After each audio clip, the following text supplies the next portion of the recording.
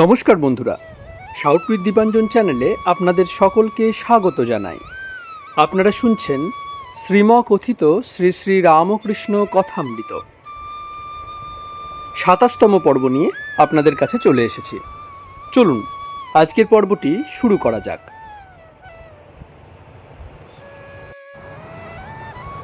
তব কথামৃতং তপ্ত জীবনং কবিভিরীরিতং কল্মষাপহম শ্রবণমঙ্গলং শ্রীমদাততং ভুবি গৃণন্তি যে ভুরিদা জনা।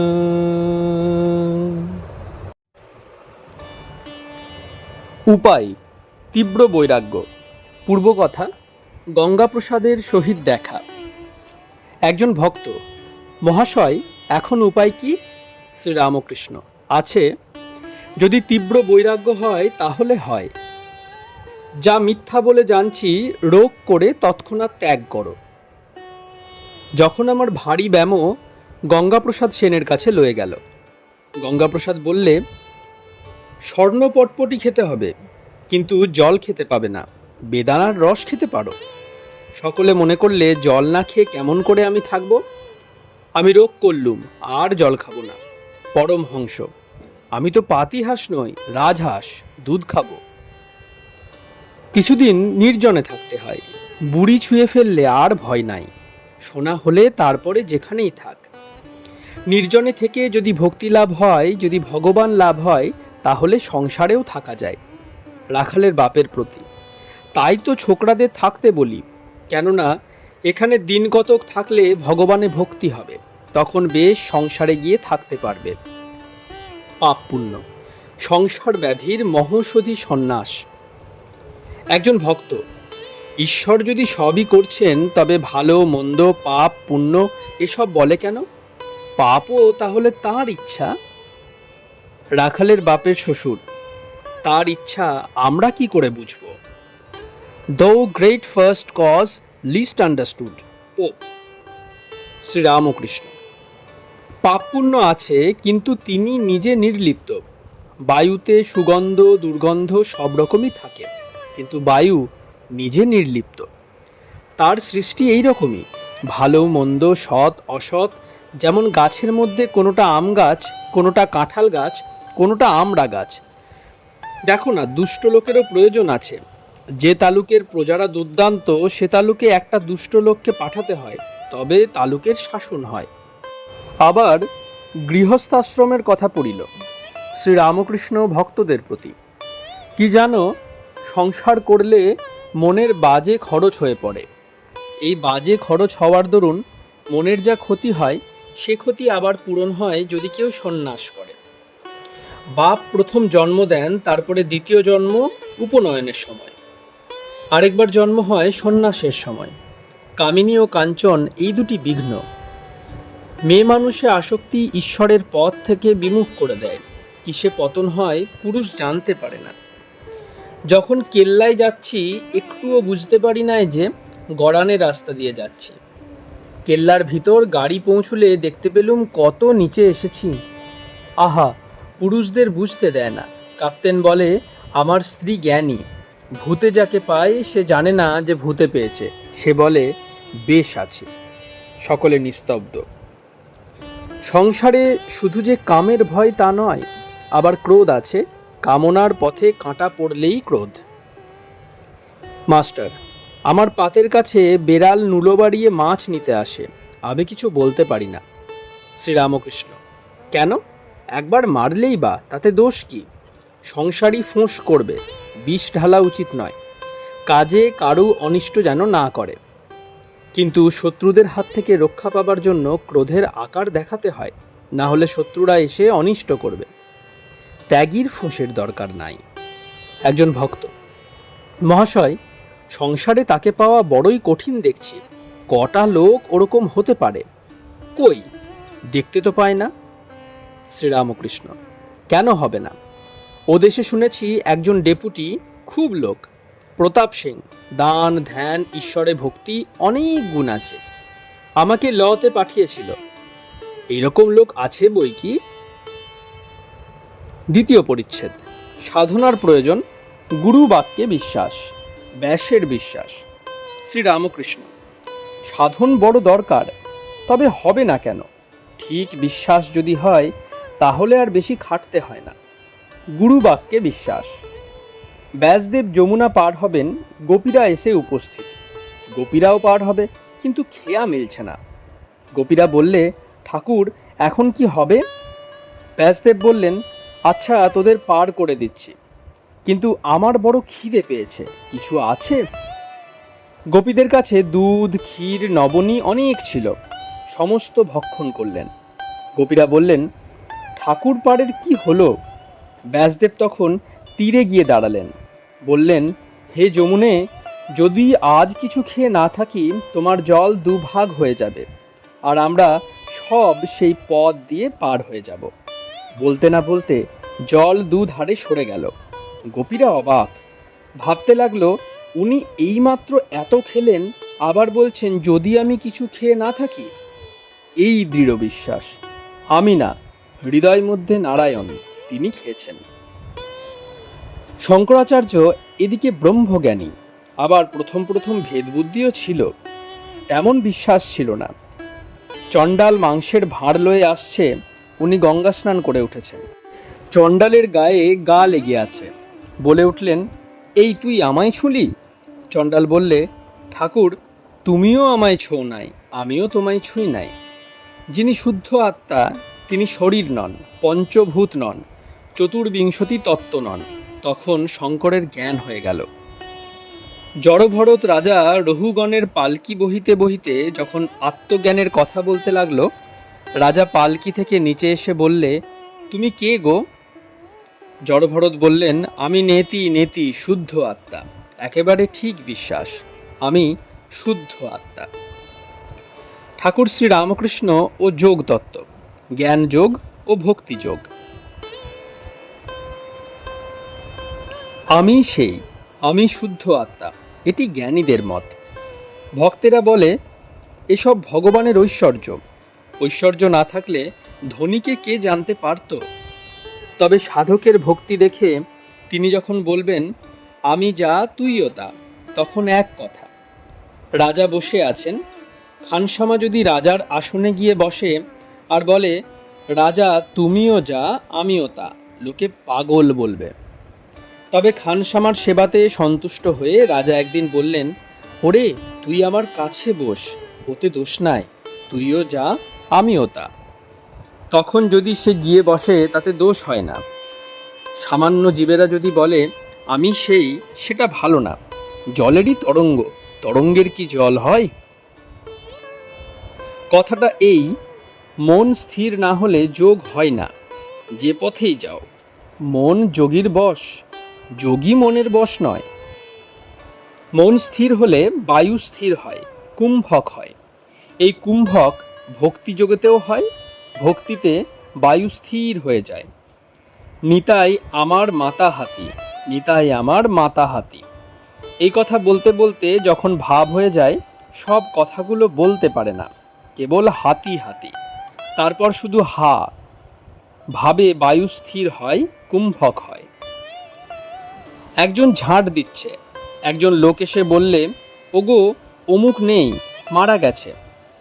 যে ঝাঁট দিচ্ছে তার যদি আপনার লোক না হয়, সে ঝাঁট দিতে থাকে, আর মাঝে মাঝে বলে, আহা তাই তো গা, লোকটা মারা গেল, বেশ ছিল, এদিকে ঝাঁটাও চলছে।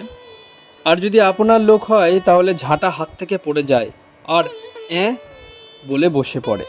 তখন বায়ু স্থির হয়ে গেছে, কোনো কাজ বা চিন্তা করতে পারে না।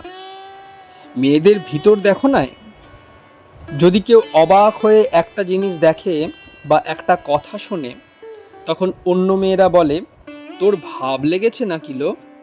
এখানেও বায়ু স্থির হয়েছে, তাই অবাক হয়ে হাঁ করে থাকে। জ্ঞানীর লক্ষণ, সাধন সিদ্ধ ও নিত্য সিদ্ধ। সোহং সোহং করলেই হয় না, জ্ঞানীর লক্ষণ আছে। নরেন্দ্রের চোখ সুমুখ ঠেলা, এরও কপাল ও চোখের লক্ষণ ভালো। আর সব্বাইয়ের এক অবস্থা নয়। জীব 4 প্রকার বলেছে, বদ্ধ জীব, মুমুক্ষু জীব, মুক্ত জীব, নিত্যজীব। সকলকেই যে সাধন করতে হয় তাও নয়, নিত্য সিদ্ধ আর সাধন সিদ্ধ। কেউ অনেক সাধন করে ঈশ্বরকে পায়, কেউ জন্ম অবধি সিদ্ধ, যেমন প্রহ্লাদ। হোমা পাখি আকাশে থাকে, ডিম পারলে ডিম পড়তে থাকে, পড়তে পড়তেই ডিম ফুটে ছানাটা বেরিয়ে আবার পড়তে থাকে, এখনো এত উঁচু যে পড়তে পড়তে পাখা ওঠে। যখন পৃথিবীর কাছে এসে পড়ে, পাখিটা দেখতে পায়, তখন বুঝতে পারে যে মাটিতে লাগলে চুরমার হয়ে যাবে। তখন একেবারে মার দিকে চোঁচা দৌড় দিয়ে উড়ে যায়। কোথায় মা, কোথায় মা? প্রহ্লাদাদি নিত্যসিদ্ধের সাধন ভজন পড়ে, সাধনের আগে ঈশ্বর লাভ। যেমন লাউ কুমড়োর আগে ফল, তারপরে ফুল। রাখালের বাপের দিকে চাইয়া, নিচ বংশেও যদি নিত্যসিদ্ধ জন্মায়, সে তাই হয়, আর কিছু হয় না। ছোলা 20 ঠাকুরে পড়লে ছোলা গাছই হয়। শক্তি বিশেষ ও বিদ্যাসাগর শুধু পাণ্ডিত্য। তিনি কারুকে বেশি শক্তি, কারুকে কম শক্তি দিয়েছেন। কোনখানে একটা প্রদীপ জ্বলছে, কোনখানে একটা মশাল জ্বলছে। বিদ্যাসাগরের এক কথায় তাকে চিনেছি, কতদূর বুদ্ধির দৌড়। যখন বললুম শক্তি বিশেষ, তখন বিদ্যাসাগর বললে, মহাশয়, তবে কি তিনি কারুকে বেশি, কারুকে কম শক্তি দিয়েছেন? আমি অমনি বললুম, তা দিয়েছেন বই কি। শক্তি কম বেশি না হলে তোমার নাম এত হবে কেন? তোমার বিদ্যা, তোমার দয়া, এইসব শুনে তো আমরা এসেছি। তোমার তো 2টো শিং বেরোয় নাই। বিদ্যাসাগরের এত বিদ্যা, এত নাম, কিন্তু কাঁচা কথা বলে ফেললে তিনি কি কারুকে বেশি শক্তি, কারুকে কম শক্তি দিয়েছেন? কি জানো, জালে প্রথম প্রথম বড় বড় মাছ পড়ে, রুই, কাতলা। তারপর জেলেরা পাঁকটা পা দিয়ে ঘেঁটে দেয়, তখন চুনোপুঁটি, পাঁকাল, এই সব মাছ বেরোয়। একটু দেখতে দেখতে ধরা পড়ে। ঈশ্বরকে না জানলে ক্রমশ ভিতরে চুনোপুঁটি বেরিয়ে পড়ে। শুধু পণ্ডিত হলে কি হবে? নবম খণ্ড। ঠাকুর শ্রীরামকৃষ্ণ দক্ষিণেশ্বর কালী মন্দিরে। প্রথম পরিচ্ছেদ। পণ্ডিত ও সাধুর প্রভেদ।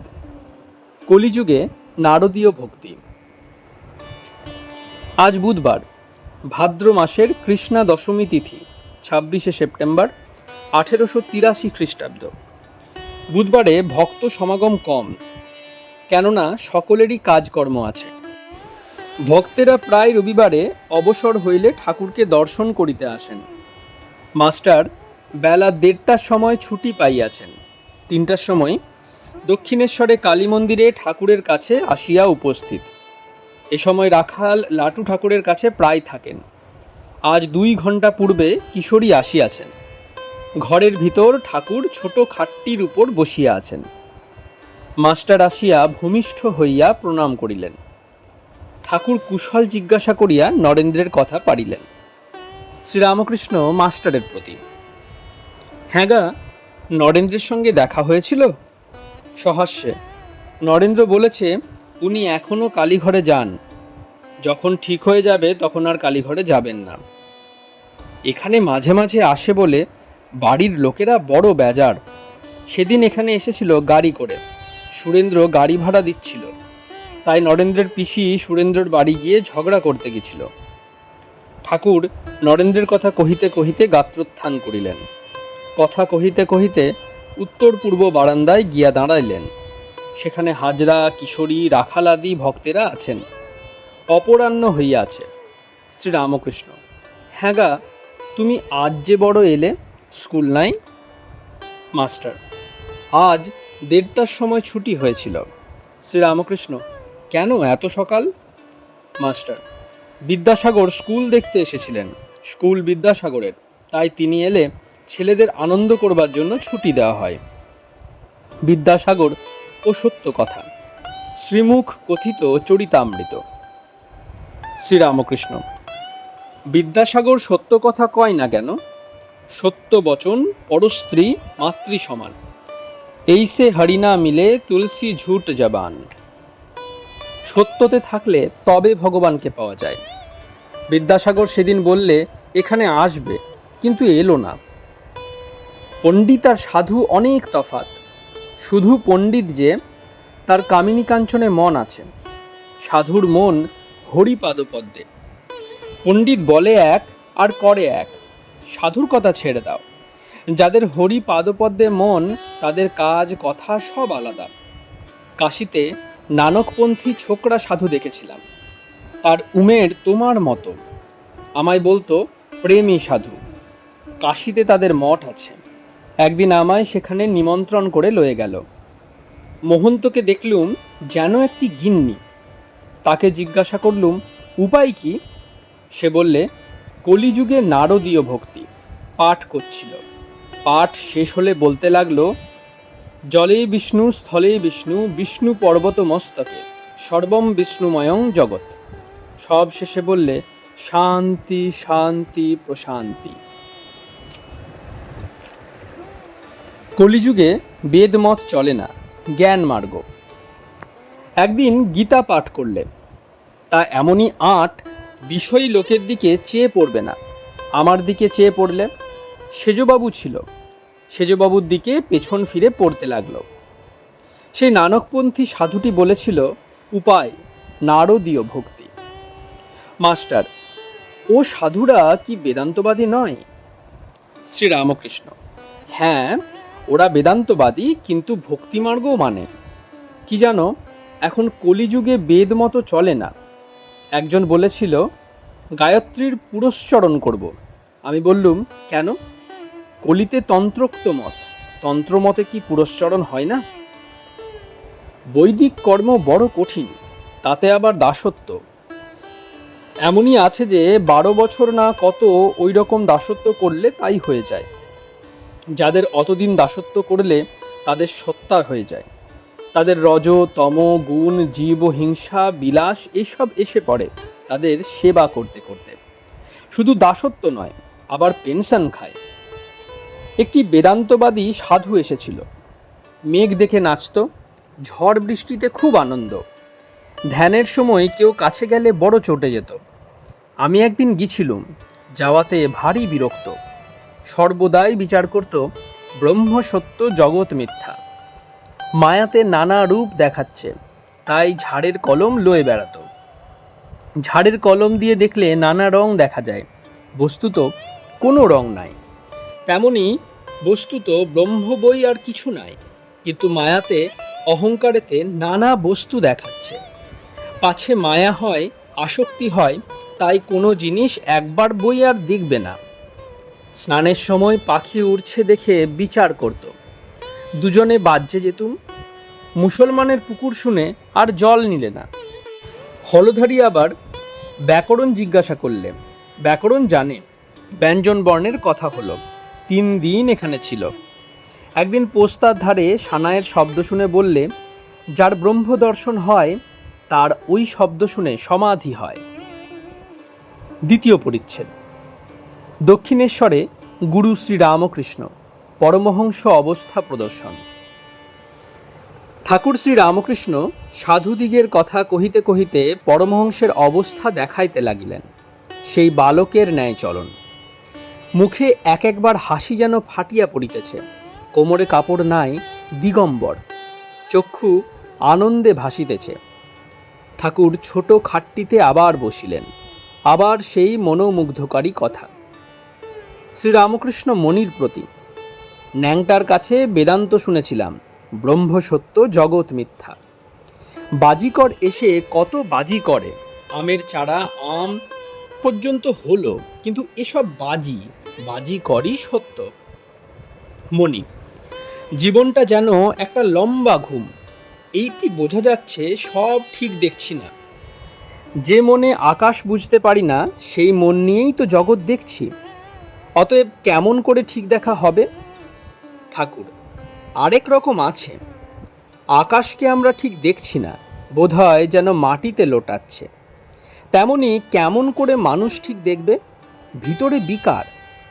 ঠাকুর মধুর কণ্ঠে গাহিতেছেন: বিকারও তাহার ধনন্তরী, একই বিকার শঙ্করী, কৃপা চরণ তরি পেলে ধন্বন্তরী। বিকার বই কি?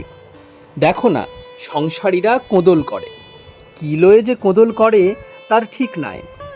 কোঁদল কেমন, তোর অমুক হোক, তোর অমুক করি, কত চেঁচামেচি, কত গালাগাল। মণি, কিশোরীকে বলেছিলাম খালি বাক্সের ভিতর কিছুই নাই, অথচ দুইজনে টানাটানি করছে, টাকা আছে বলে। দেহ ধারণ ব্যাধি, to be or not to be. সংসার মজার কুটি। আচ্ছা, দেহটাই তো যত অনর্থের কারণ। ওইসব দেখে জ্ঞানীরা ভাবে খোলস ছাড়লে বাঁচি। ঠাকুর কালীঘরে যাইতেছেন। ঠাকুর, কেন? এই সংসার ধোঁকার টাটি, আবার মজার কুটিও বলেছে। দেহ থাকলেই বা সংসার মজার কুটি তো হতে পারে। মণি, নিরবচ্ছিন্ন আনন্দ কোথায়? ঠাকুর, হ্যাঁ তা বটে। ঠাকুর কালীঘরের সম্মুখে আসিয়াছেন, মাকে ভূমিষ্ঠ হইয়া প্রণাম করিলেন। মণিও প্রণাম করিলেন। ঠাকুর কালীঘরের সম্মুখে নিচের চাতালের উপর নিরাসনে মা কালীকে সম্মুখে করিয়া বসিয়াছেন। পরনে কেবল লাল পেরে কাপড়খানি, তার খানিকটা পিঠে ও কাঁধে। পশ্চাৎ দেশে নাট মন্দিরের একটি স্তম্ভ, কাছে মণি বসিয়া আছেন। মণি, তাই যদি হলো তাহলে দেহ ধারণের কি দরকার? এ তো দেখছি কতকগুলো কর্মভোগ করবার জন্য দেহ, কি করছে কে জানে, মাঝে আমরা মারা যাই। ঠাকুর, ছোলা বিষ্ঠে খুঁড়ে পড়লেও ছোলা গাছই হয়। মণি, তাহলেও অষ্টবন্ধন তো আছে। সচ্চিদানন্দ গুরু, গুরুর কৃপায় মুক্তি।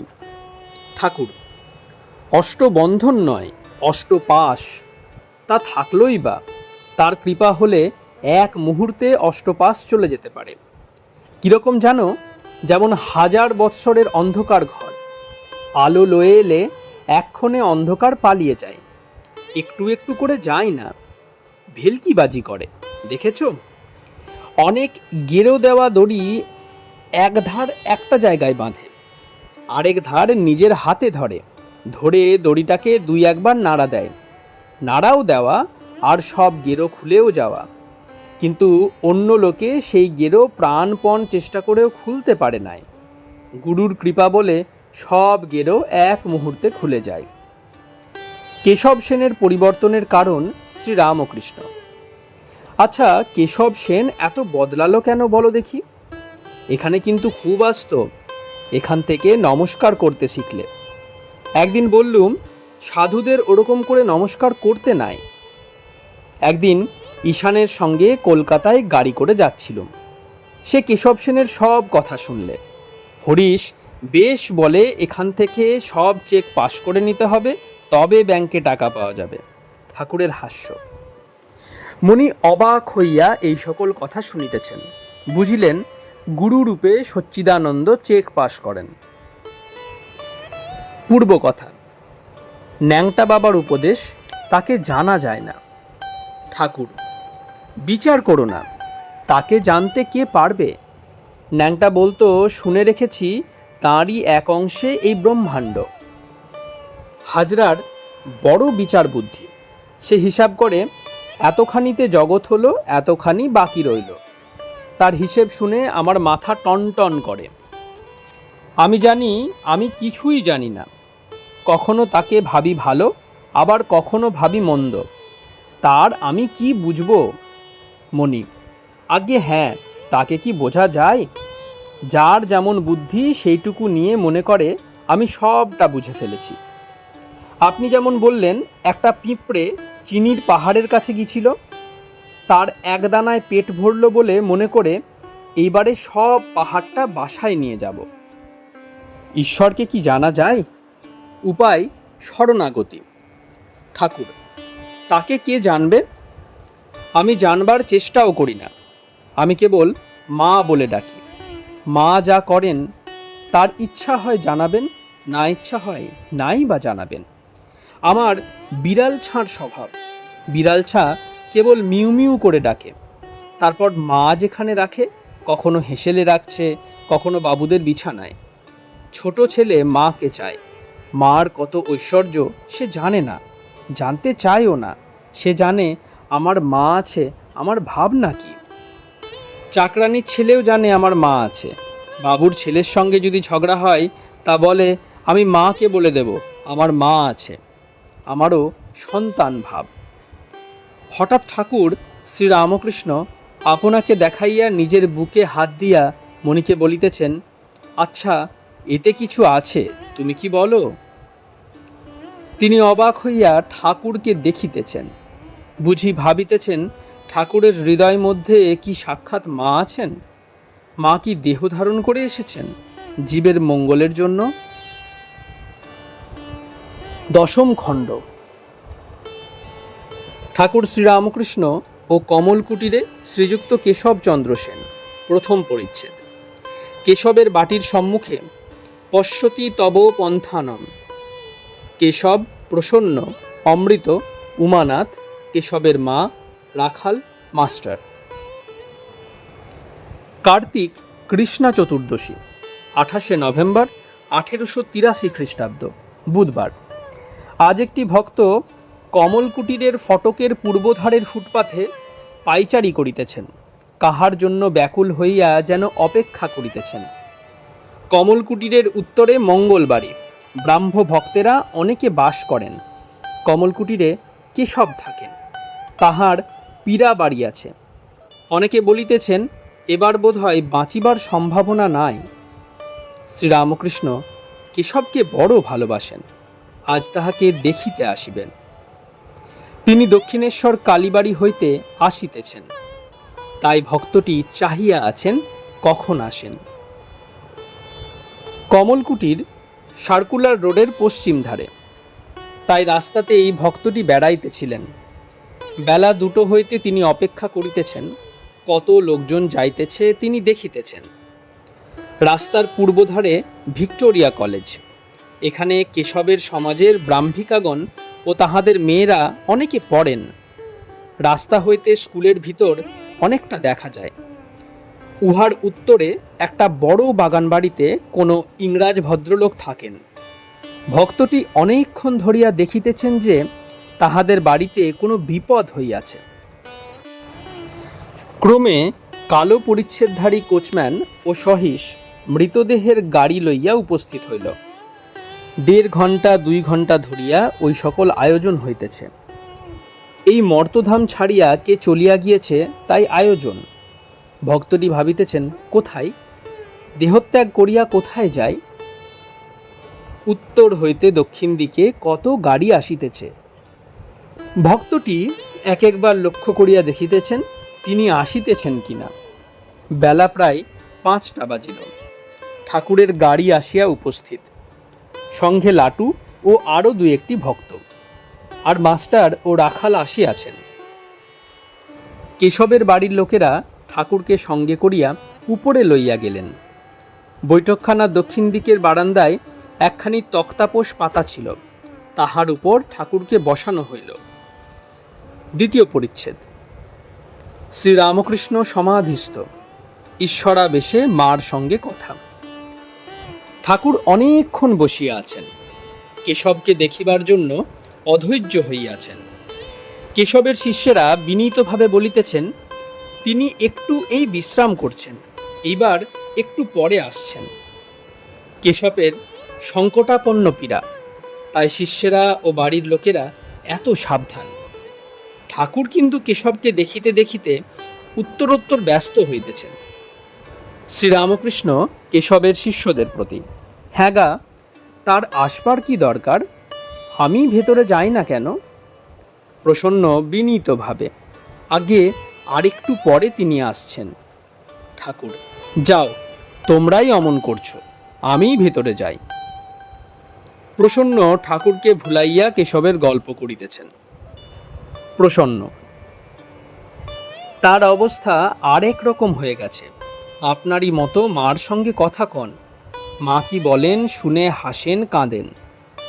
কেশব জগতে মার সঙ্গে কথা কন, হাসেন কাঁদেন, এই কথা শুনিবা মাত্র ঠাকুর ভাবাবিষ্ট হইতেছেন। দেখিতে দেখিতে সমাধিস্থ। ঠাকুর সমাধিস্থ। শীতকাল, গায়ে সবুজ রঙের বনাতের গরম জামা, জামার উপর একখানি বনাত, উন্নত দেহ, দৃষ্টি স্থির, একেবারে মগ্ন। অনেকক্ষণ এই অবস্থায় সমাধি ভঙ্গ আর হইতেছে না। সন্ধ্যা হইয়াছে, ঠাকুর একটু প্রকৃতস্থ। পার্শ্বের বৈঠকখানায় আলো জ্বালা হইয়াছে। ঠাকুরকে সেই ঘরে বসাইবার চেষ্টা হইতেছে। অনেক কষ্টে তাহাকে বৈঠকখানার ঘরে লইয়া যাওয়া হইল। ঘরে অনেকগুলি আসবাব, কৌচ, কেদারা, আলনা, গ্যাসের আলো। ঠাকুরকে একখানা কৌচের উপর বসানো হইল। কৌচের উপর বসিয়াই আবার বাহ্যশূন্য, ভাবাবিষ্ট। কৌচের উপর দৃষ্টিপাত করিয়া যেন নেশার ঘরে কি বলিতেছেন, আগে এসব দরকার ছিল, এখন আর কি দরকার। রাখাল দৃষ্টে, রাখাল তুই এসেছিস? জগন্মাতা দর্শন ও তাহার সহিত কথা, ইমমর্টালিটি অব দ্য সোল। বলিতে বলিতে ঠাকুর আবার কি দেখিতেছেন। বলছেন, এই যে মা এসেছ, আবার বারাণসী কাপড় পরে কি দেখাও। মা, হ্যাঙ্গাম করো না, বসো গো বসো। ঠাকুরের মহাভাবের নেশা চলিতেছে। ঘর আলোকময়। ব্রাহ্ম ভক্তেরা চতুর্দিকে আছেন। লাটু, রাখাল, মাস্টার ইত্যাদি কাছে বসিয়া আছেন। ঠাকুর ভাবাবস্থায় আপনা আপনি বলিতেছেন, দেহ আর আত্মা, দেহ হয়েছে আবার যাবে, আত্মার মৃত্যু নাই। যেমন সুপারি, পাকা সুপারি ছাল থেকে আলাদা হয়ে থাকে। কাঁচা বেলায় ফল আলাদা আর ছাল আলাদা করা বড় শক্ত। তাকে দর্শন করলে, তাকে লাভ করলে দেহবুদ্ধি যায়, তখন দেহ আলাদা, আত্মা আলাদা বোধ হয়। কেশবের প্রবেশ। কেশব ঘরে প্রবেশ করিতেছেন, পূর্ব দিকের দ্বার দিয়া আসিতেছেন। যাহারা তাহাকে ব্রাহ্ম সমাজ মন্দিরে বা টাউন হলে দেখিয়াছিলেন, তাহারা তাহার অস্থিচর্মসার মূর্তি দেখিয়া অবাক হইয়া রহিলেন। কেশব দাঁড়াইতে পারিতেছেন না, দেয়াল ধরিয়া ধরিয়া অগ্রসর হইতেছেন। অনেক কষ্টের পর কৌচের সম্মুখে আসিয়া বসিলেন। ঠাকুর ইতিমধ্যে কৌচ হইতে নামিয়া নিচে বসিয়াছেন। কেশব ঠাকুরের দর্শন লাভ করিয়া ভূমিষ্ঠ হইয়া অনেকক্ষণ ধরিয়া প্রণাম করিতেছেন। প্রণামান্তর উঠিয়া বসিলেন। ঠাকুর এখনও ভাবাবস্থায়, আপনা আপনি কি বলিতেছেন। ঠাকুর মার সঙ্গে কথা কহিতেছেন। তৃতীয় পরিচ্ছেদ, ব্রহ্ম ও শক্তি অভেদ, মানুষ লীলা।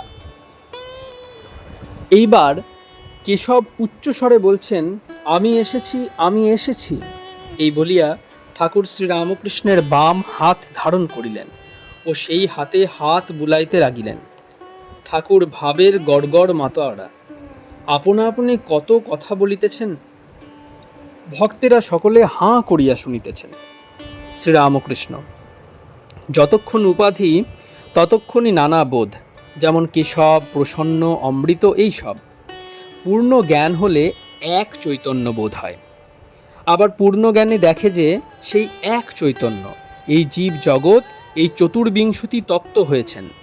তবে শক্তি বিশেষ, তিনি সব হয়েছেন বটে, কিন্তু কোনোখানে বেশি শক্তির প্রকাশ, কোনোখানে কম শক্তির প্রকাশ। বিদ্যাসাগর বলেছিল, তা ঈশ্বর কি কারুকে বেশি শক্তি, কারুকে কম শক্তি দিয়েছেন? আমি বললুম, তা যদি না হতো তাহলে একজন লোক 50 জন লোককে হারিয়ে দেয় কেমন করে? আর তোমাকেই বা আমরা দেখতে এসেছি কেন? তার লীলা যে আধারে প্রকাশ করেন সেখানে বিশেষ শক্তি। জমিদার সব জায়গায় থাকেন, কিন্তু অমুক বৈঠকখানায় তিনি প্রায় বসেন। ভক্ত তার বৈঠকখানা। ভক্তের হৃদয়ে তিনি লীলা করতে ভালোবাসেন। ভক্তের হৃদয়ে তার বিশেষ শক্তি অবতীর্ণ হয়। তার লক্ষণ কি?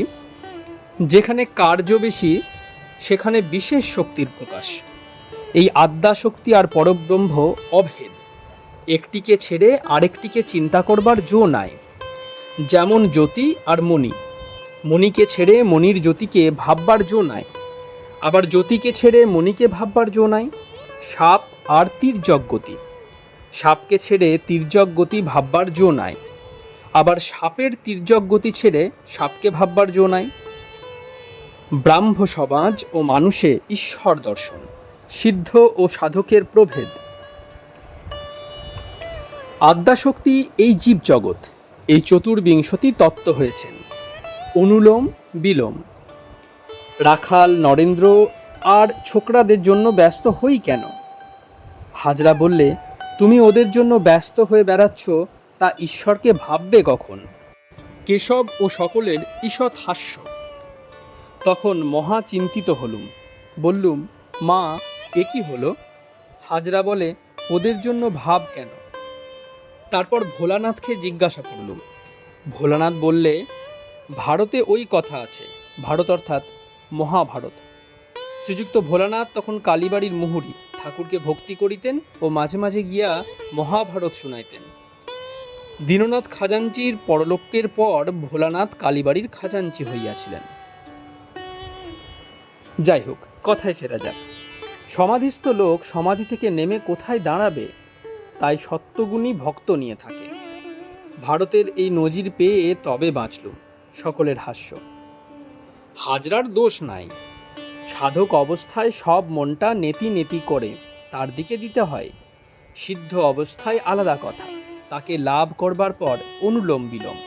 ঘোল ছেড়ে মাখন খেয়ে তখন বোধ হয় ঘোলেরই মাখন, মাখনেরই ঘোল। তখন ঠিক বোধ হয় তিনিই সব হয়েছেন, কোনোখানে বেশি প্রকাশ, কোনোখানে কম প্রকাশ। ভাব সমুদ্র উথলালে ডাঙায় এক বাঁশ জল। আগে নদী দিয়ে সমুদ্রে আসতে হলে একে বেঁকে ঘুরে আসতে হতো। বন্যে এলে ডাঙায় এক বাঁশ জল, তখন সোজা নৌকো চালিয়ে দিলেই হলো, আর ঘুরে যেতে হয় না। ধান কাটা হলে আর আলের উপর দিয়ে ঘুরে ঘুরে আসতে হয় না, সোজা একদিক দিয়ে গেলেই হয়। লাভের পর তাকে সবটাতেই দেখা যায়। মানুষে তার বেশি প্রকাশ। মানুষের মধ্যে সত্যগুণী ভক্তের ভিতর আরও বেশি প্রকাশ, যাদের কামিনী কাঞ্চন ভোগ করবার একেবারে ইচ্ছা নাই। সকলে নিস্তব্ধ। সমাধিস্থ ব্যক্তি যদি নেমে আসে, তাহলে সে কিসে মন দাঁড় করাবে? তাই কামিনী কাঞ্চন ত্যাগী সত্যগুণী শুদ্ধ ভক্তের সঙ্গ দরকার হয়, না হলে সমাধিস্থ লোক কি নিয়ে থাকে? ব্রাহ্ম সমাজ ও ঈশ্বরের মাতৃভাব, জগতের মা। যিনি ব্রহ্ম তিনিই আদ্যাশক্তি। যখন নিষ্ক্রিয় তখন তাকে ব্রহ্ম বলি, পুরুষ বলি। যখন সৃষ্টি স্থিতি প্রলয় এইসব করেন তাকে শক্তি বলি, প্রকৃতি বলি। পুরুষ আর প্রকৃতি, যিনি পুরুষ তিনিই প্রকৃতি, আনন্দময় আর আনন্দময়ী। যার পুরুষ জ্ঞান আছে তার মেয়ে জ্ঞানও আছে, যার বাপ জ্ঞান আছে তার মা জ্ঞানও আছে। কেশবের হাস্য। যার অন্ধকার জ্ঞান আছে তার আলো জ্ঞান আছে, যার রাত জ্ঞান আছে তার দিন জ্ঞানও আছে, যার সুখ জ্ঞান আছে তার দুঃখ জ্ঞানও আছে। তুমি ওটা বুঝেছ? কেশব সহাস্যে, হ্যাঁ বুঝেছি। শ্রীরামকৃষ্ণ, মা? কি মা? জগতের মা, যিনি জগৎ সৃষ্টি করেছেন, পালন করছেন, যিনি তার ছেলেদের সর্বদা রক্ষা করছেন। আর ধর্ম, অর্থ, কাম, মোক্ষ যে যা চাই তাই দেন। ঠিক ছেলে মা ছাড়া থাকতে পারে না। তার মা সব জানে, ছেলে খায় দায় বেড়ায় অত শত জানে না। কেশব, আগে হ্যাঁ। আপনারা শুনছেন শ্রীমকথিত শ্রী শ্রী রামকৃষ্ণ কথামৃত। আজ ২৭তম পর্বটি আপনাদের সামনে উপস্থাপন করলাম। প্রণাম করার মাধ্যমে আজকের পর্বটি শেষ করব। চলুন প্রণাম করা যাক।